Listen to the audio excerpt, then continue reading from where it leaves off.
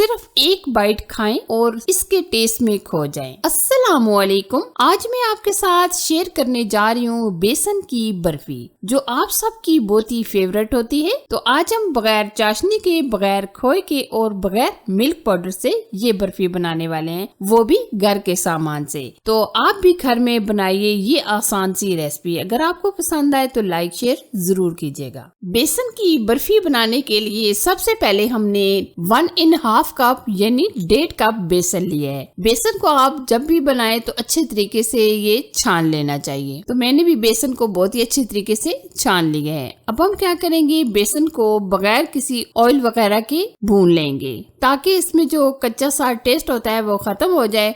और ये थोड़ा सा आपको पता है इसमें नमी वगैरह होती है, तो अगर हम इस तरीके से भून लेते हैं तो ये एकदम ड्राई हो जाएगा। फिर उसके बाद हम इसमें बाकी की चीजों को शामिल करेंगे और बिल्कुल आप ये स्लो फ्लेम पर भून लीजिएगा। बेसन को लगातार हम इसी तरीके से मिक्स करेंगे और तकरीबन 10 से 12 मिनट इसी तरीके से लगातार भूनते रहेंगे। हम बेसन को तब तक भूनेंगे जब तक इसका कलर हल्का सा चेंज नहीं हो जाता और बहुत ही अमेजिंग सी भीमी भीमी खुशबू नहीं आ जाती। जैसे ही बेसन भुन जाएगा तो आपको अच्छी सी खुशबू आनी शुरू हो जाएगी। बेसन को लगातार भूनते हुए हमारे तकरीबन 10 से 12 मिनट गुजर चुके हैं। आप देख सकते हैं माशाल्लाह बेसन अच्छे तरीके से भुन चुका है और इसका आप कलर भी देख सकते हैं, ये हल्का सा ब्राउन होना शुरू हो गया। बहुत ज्यादा भी आप ब्राउन ना कीजिएगा। अब हम इसमें ऐड करेंगे नारियल का बुरादा। ये हमने तकरीबन लिया है 1 कप के करीब। नारियल का बुरादा ऐड करने से बहुत ही अमेजिंग सी खुशबू आ जाती है बर्फी के अंदर। नारियल का बुरादा डालने के बाद तकरीबन 2 मिनट मजीद इसको भून लेंगे। 2 मिनट भूनने के बाद हम इसमें अब ऐड करने वाले हैं घी। घी आप देसी भी ले सकते हैं, बनास्पति भी घी आप ले सकते हैं, जो आप पसंद करें। और ये भी हम तकरीबन 1 कप के करीब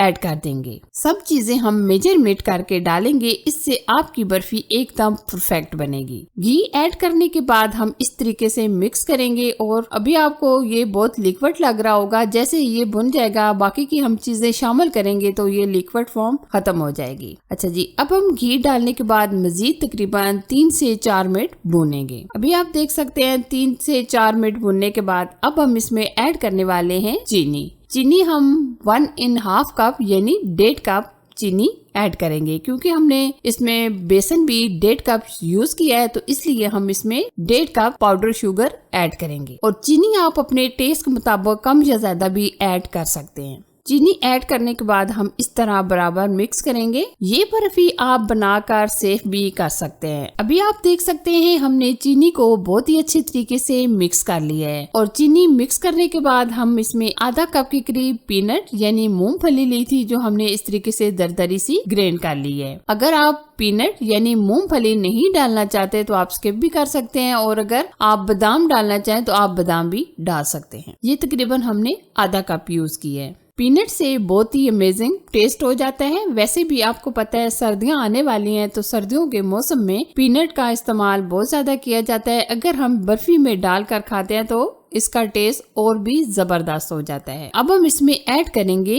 मिल्क। ये हमने पहले 1 कप मिल्क ऐड कर दिया है और अभी हम इसको मिक्स करेंगे। फिर उसके बाद हम मजीद 1 कप ऐड करेंगे। अभी आप देख सकते हैं दूध डालने के बाद इसने कितना प्यारा कलर देना शुरू कर दिया है। अब हम दूसरा कप भी शामिल कर देंगे। सर्दियों के मौसम में ये बर्फी बनाकर रख ले, रात दूध वगैरह के साथ या चाय के साथ खाएं तो यकीन माने आपको बहुत ही इससे फायदा मिलेगा। मेरी फैमिली ये बर्फी बहुत शौक से खाना पसंद करती है, क्योंकि इसका टेस्ट होता ही जबरदस्त है। ये देखिए दूसरा कप भी हमने दूध का शामिल कर लिया है। अब हम इसको अच्छे तरीके से भूनेंगे। अगर आप यहाँ इस स्टेज पर इलायची पाउडर भी डालना चाहें तो डाल सकते हैं, लेकिन मैं इलायची पाउडर शामिल नहीं करूंगी। हम इसको तब तक पकाएंगे जब तक ये पैन को मुकम्मल छोड़ नहीं देती बर्फी। ये भी आप देख सकते हैं ये एक जगह इकट्ठा होना शुरू हो गया है। अब हम क्या करेंगे, फ्लेम ऑफ कर देंगे और जिस बर्तन में हम इसको सेट करेंगे, ये हमने पहले बटर पेपर लगा दिया था, आप किसी भी बर्तन में इसको सेट कर सकते हैं। अब हम क्या करेंगे, स्पैचुला की मदद से इसको अच्छी तरीके से सेट कर लेंगे, क्योंकि शेप जब अच्छी आती है तो खाने और देखने को दिल करता है, तो इसलिए हम अच्छे तरीके से इसको ऊपर से सेट कर लेंगे।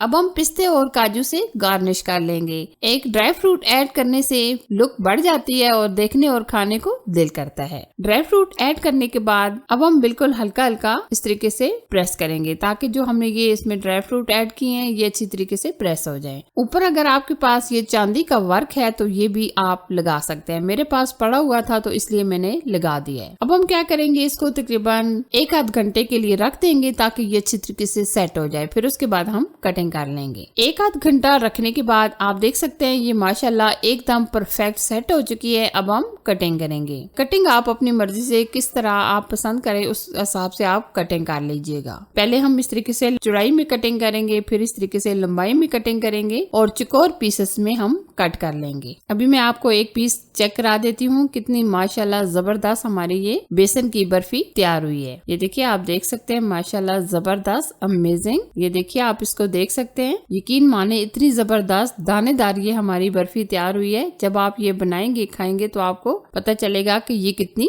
टेस्टी बनती है। अब हम सर्विंग डिश में डाल लेंगे। ये देखिए जी, सुपर डिलीशियस, सुपर अमेजिंग ये हमारी बर्फी बनकर तैयार हो चुकी है। ये यकीन माने एकदम मुंह में घुल जाने वाली ये बेसन की बर्फी तैयार हुई है। आप भी इस तरीके से बनाकर खाइए क्योंकि ये बनाना बहुत आसान है और सबसे बढ़कर ये बहुत ही कम बजट में बनकर तैयार हो जाती है। तो कैसी लगी ये मेरी अमेजिंग रेसिपी? आपको पसंद आए तो लाइक कीजिए, शेयर कीजिए और चैनल पर अगर आप नए हैं तो चैनल को सब्सक्राइब कीजिए और साथ दिए गए बेल आइकन को प्रेस करके ऑल पर जरूर सिलेक्ट कर दें ताकि मेरी हर आने वाली यूनिक रेसिपी सबसे पहले आपको मिल जाए। Thanks for watching. Allah Hafiz.